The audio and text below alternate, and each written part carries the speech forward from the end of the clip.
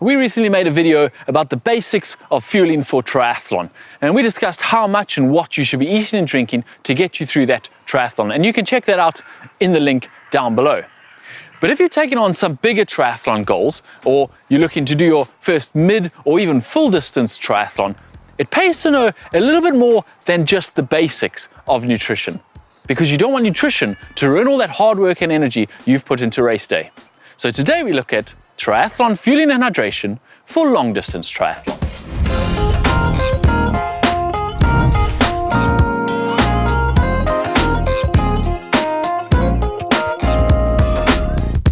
Nutrition can make or break your triathlon race, and the longer it gets, the truer this gets. Figuring out your personal triathlon nutrition puzzle can be a daunting prospect, and the consequences of getting it wrong can be devastating to your race day. So let's look at the whats, whys, and hows of fueling your long-distance triathlon. Let's start by saying that the first rule of nutrition is that you have to have a plan. You can't just expect to stuff your tri-suit pockets and your bento boxes with various things and hope they'll get you to the end. You need to plan your fueling and hydration for your whole race. Now this plan has to be flexible because things almost never go to plan on race day. But as the idiom goes, failing to plan is planning to fail. So what should that plan look like? And for an Ironman, you cannot possibly race the entire distance on your body's fuel reserves alone. You could probably complete it because your body stores a lot of fat reserves and keep you going for a long time. But turning fat into useful energy is a slow process, so you wouldn't really be racing. If you want to race, you need a faster fuel source. On the other side of the coin, you cannot possibly eat as much as you burn whilst you're racing. While you're racing Ironman, you're going to be burning between 700 and 1,200 calories per hour for over 9 hours. To put that in perspective, that's like 9,000 calories you're going to burn throughout the day, and that is about 9 Big Mac meals. And you cannot possibly eat that whilst racing an Ironman. In fact, it's pretty hard to eat that even when you're not racing an Ironman. We know because we tried. Yeah, you can click the link down below if you want to watch that video. So if you cannot race without eating, and you cannot eat everything you burn while racing, what and how much should you be eating? I think it's time now to bring in an expert. We sat down recently with Andy Blow from Precision Fuel and Hydration to give you all those answers on what and how much you should be eating. Okay, thanks for joining us, Andy, for this. Now, we've covered that you can't eat 9,000 calories in an Ironman, but we've also covered that you can't eat nothing. So where should we sit on that range? How much can you eat in an Ironman? It's surprising actually how much some people can eat during an Ironman, and fueling for it is really important. Some people like to talk about calories, we like to talk about carbohydrates, and rather than looking at it, we can look at it over the whole duration, and that's important, but actually we try to break it down into kind of an hourly rate and then adjusting that through the race. So realistically, we've seen at the top end of the elite men, we've seen examples of people having 700 or 800 grams of carbohydrate through the race, so approaching kind of 90 or maybe a little bit more than 90 grams per hour, given that you're not eating in the swim, obviously, or hopefully you're not, certainly not, hopefully you're not drinking in the swim. And then it's really then how you break that down, you know, throughout the different phases of the race. Some athletes will take in a bit less than that, but it's still a substantial amount. Although, as you say, you're going to burn more energy than you intake, so you're always in deficit. Okay, so assuming you've got a number, you've decided that you're taking 300, maybe 400 calories an hour for Ironman, what does that look like? Could it just be anything that makes up calories? No, definitely not, because if you look at a food that's high in calories but would not be good for an Ironman, it would be something that would say high in fat, for example, because fatty foods have loads of calories in, but you are exercising too hard to actually metabolize that, and you need to be metabolizing carbohydrate. And the faster you're going, the more you shift the emphasis to pure carbohydrates, which is why you'll see so many of the faster athletes existing almost exclusively on sports drinks, energy gels, chews, and energy bars throughout a race. As people are a bit slower down the field, they might choose more real foods, more solid foods. But even then, I think they should only make up a proportion of what you're taking in. A lot of it needs to be relatively simple carbohydrates. Okay. Now, obviously, some people will go, well, I can manage to take in 3 gels an hour, 300 calories, 90 grams of carbs. Is there a way, you can increase that? Is there a way you can train that? Can I get better at taking in fuel? Absolutely. Like any part of the body, your GI system is trainable. So it'll respond to what you do.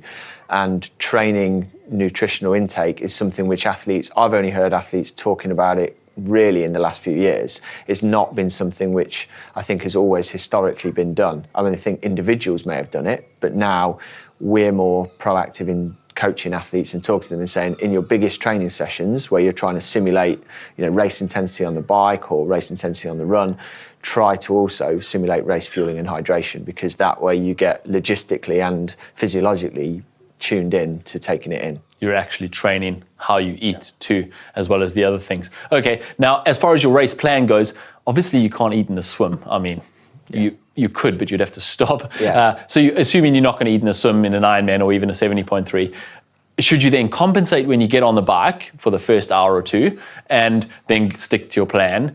And then the plan that you do on the bike, can you just keep that going throughout the run, say 300, 400 calories an hour all the way through to the finish?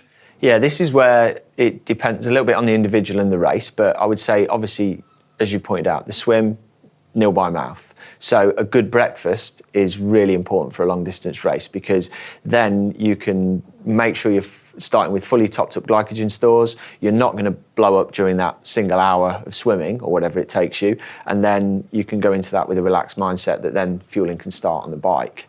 When you get on the bike is way easier in a triathlon to fuel and hydrate than it is running. You've got bottles available, you've got a little box usually on your top tube with gels, or you've got them in your pockets. There's bits when you might be able to coast down a hill so that you're not breathing too hard and you can eat and drink. You definitely should take advantage of that, but you don't go too crazy. So what we tend to see when we do a case study of someone doing an Ironman is they will take in a little bit, they'll take in more in total on the bike because you're out there for longer, but they'll also take a little bit more per hour as well. So let's say you were aiming for 90 grams of carbs now, you might take closer to 100 on the bike and then more like say 60 or 70 on the run, because you front load it in that regard. The one exception to that I would say is that at the very, very elite end, what we've started to see with some of the athletes that are pushing very strong into the final part of the marathon is they are the people that do a really, really good job of keeping their carbohydrate intake up into the marathon. So sometimes they're carrying a small bottle of gel with them or being very diligent at picking up energy at aid stations. And we've seen a couple of instances now where athletes have kept their energy intake up right throughout the marathon, which is very impressive. That obviously takes some training, as we were saying. Yeah. You've got to learn to still absorb that stuff when you're going a lot harder, a lot higher heart rate, obviously the bouncing when you're running. So that's obviously something you have to train. Okay, one more question then. How does the half differ as far as fueling intake? Do you just halve the amount you were going to do for the full, or does it make any difference at all? No, I would say the first thing is you don't halve it for sure, because during an Ironman your calorie deficit is massive, and in the half you can get much closer to meeting the demands, and if you do that you're more likely to race strong and recover faster. So on an hourly basis you're probably taking as much, if not slightly more, on the bike. And where the difference lies is that because the run is that much shorter, we do see athletes tapering their intake off a lot more. So you do kind of front load your nutrition intake a lot more heavily on the bike and then feel your way through the run.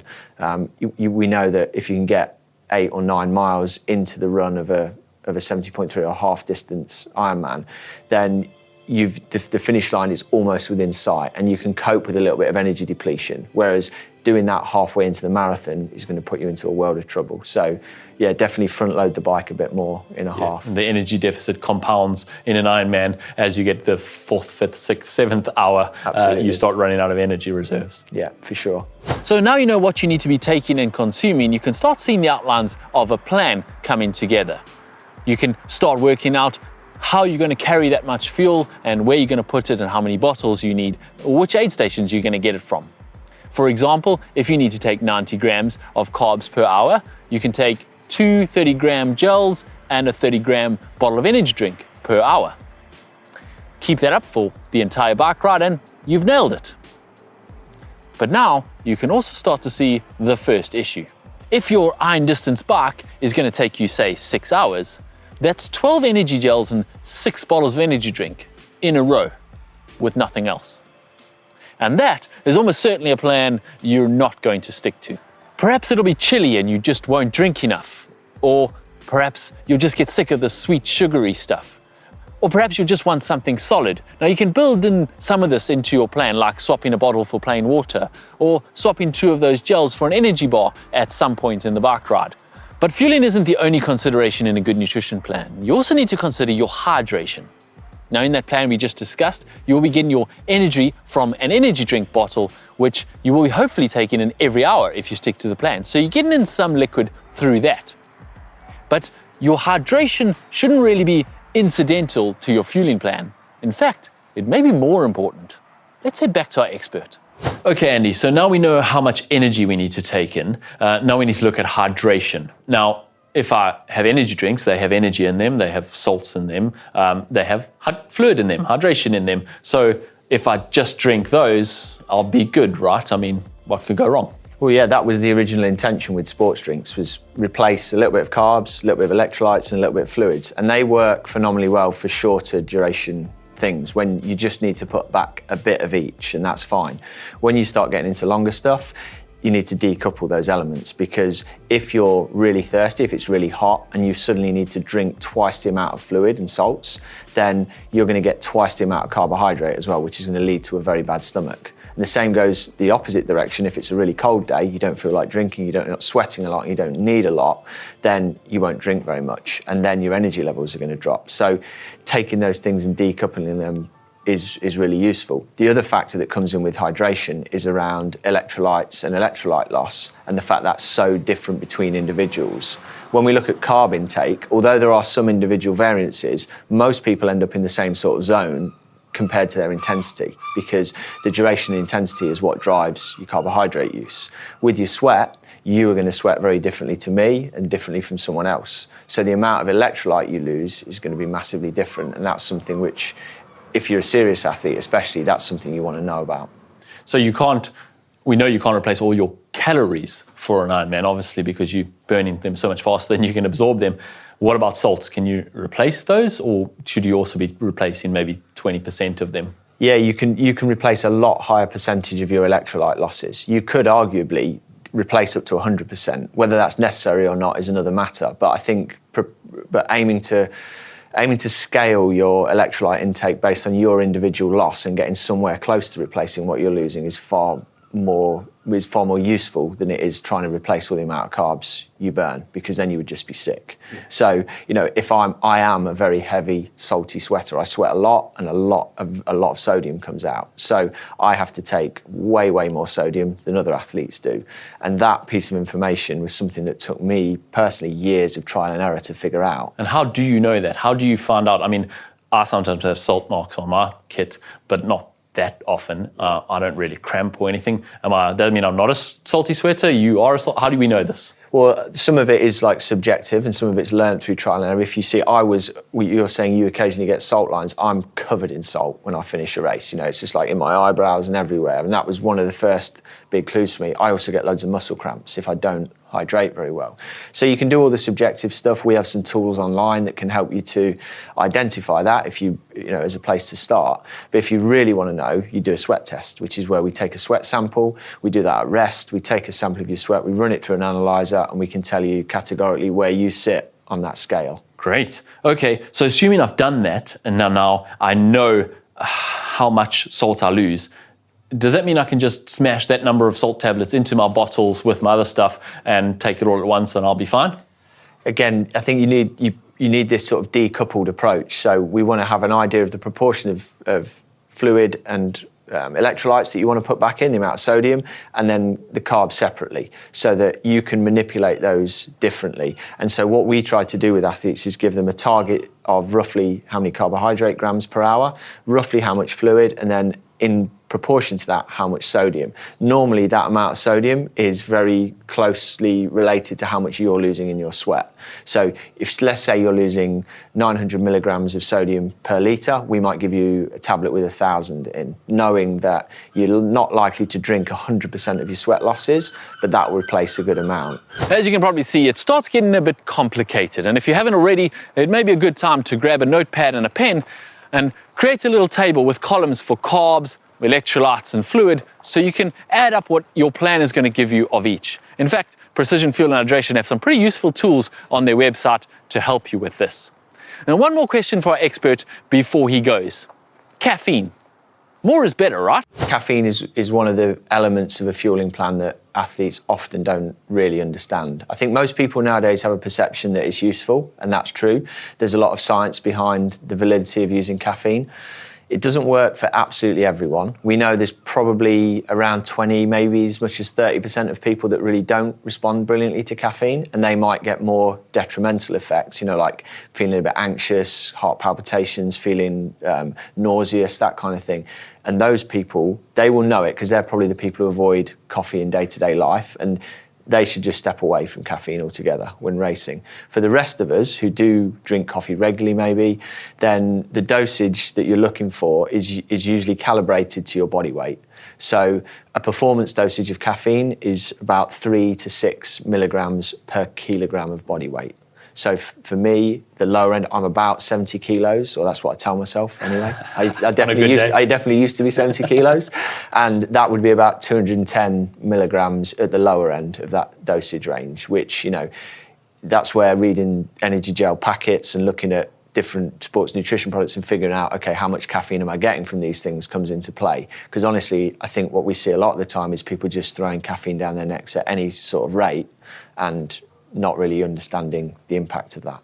So how much is too much, and what are the dangers? And then I guess one last question is, do I just take caffeine from the moment I wake up in the morning all the way through my Ironman, or do I start it as I start fatiguing later on? Yeah, Ironman and those longer distances, I think, is where caffeine probably is most positively impactful. And a good regime for that is usually to pre-caffeinate with a moderate dose before the start, on the basis that caffeine takes 45 to 60 minutes to kind of peak in your bloodstream. So that kind of a decent strong coffee with your breakfast and maybe a caffeine gel in the last few minutes before the start is a good routine for a lot of people, because that gets some caffeine into your system. It then gives another little bump which will kick in towards the end of the swim, and you start the race on a high, as it were. Then the problem with caffeine is that it degrades in the bloodstream gradually, and so after 3 or 4 hours, most of the effect of that early dose of caffeine will have worn off. So for your average Olympic or half, you probably only really need to pre-caffeinate, then you're done for the day. In an Ironman, on the bike, topping up with little doses every now and then is a really good strategy. So that's going to help then elevate it. And what we sometimes see is athletes want to psychologically save caffeine for late in the marathon, but that means they might take it too late. Because if you take it at mile 20, when you're really going to be suffering, it'll be helping you, at the after party, and to not sleep rather than actually help you at the end. So, the later part of the bike is where we like to see athletes really digging in with the caffeine. So preload and then sustain through the day. And in terms of, you're asking about how much is too much. That's a bit individual, because people are more, sensitivity to caffeine varies a lot between people, and so does the amount of time it takes the half-life to degrade in your system. So it's very difficult to put firm numbers on it, but that 3 to 6 milligrams per kilo is a good guide for a performance dose. In Ironman, we sometimes see people go quite a bit beyond that because the first dose has disappeared. So you might see on paper as much as like 10, 11 milligrams per kilo, but you've got to know what it is for you as an individual. And the worst thing to do is just smash away with some really strong caffeinated gels and not having thought about it. It's something to test in training. Definitely. I think I'd be shaking off my bike with 11 milligrams per kg. Well, with the couple of athletes we've seen do that have used it pretty successfully, but have definitely reported trouble sleeping afterwards and things like that. No doubt. Yeah. Not that anyone doesn't have trouble sleeping after an Ironman. Exactly, yeah. Once you have your nutrition plan mapped out on your little notepad, and maybe a plan B and probably even a plan C, then it's time to look at the practicalities of how you actually get this on race day. Now, there's various options. There's bento boxes on your bike, and there's your pockets in your tri-suit. There's special needs, and then, of course, relying on the aid stations themselves and whatever they provide. Just make sure you like what they're providing, what's on the racecourse nutrition, because their gels may have more or less electrolytes than what you're used to, or even more or less carbs. Your specific plan will depend on your event and what's available and what's practical for you to carry. Well, thanks again to Andy Blow from Precision Fuel and Hydration for joining us and his insights. They actually have a pretty cool and free tool on their website where you can plan your whole race day nutrition, so check that out. The link is down below. We hope this video has helped you plan your race day nutrition and to nail that fourth discipline of long distance triathlon, the nutrition. If it has, hit the like button, we'd really appreciate it, and subscribe to the channel for all our videos on triathlon.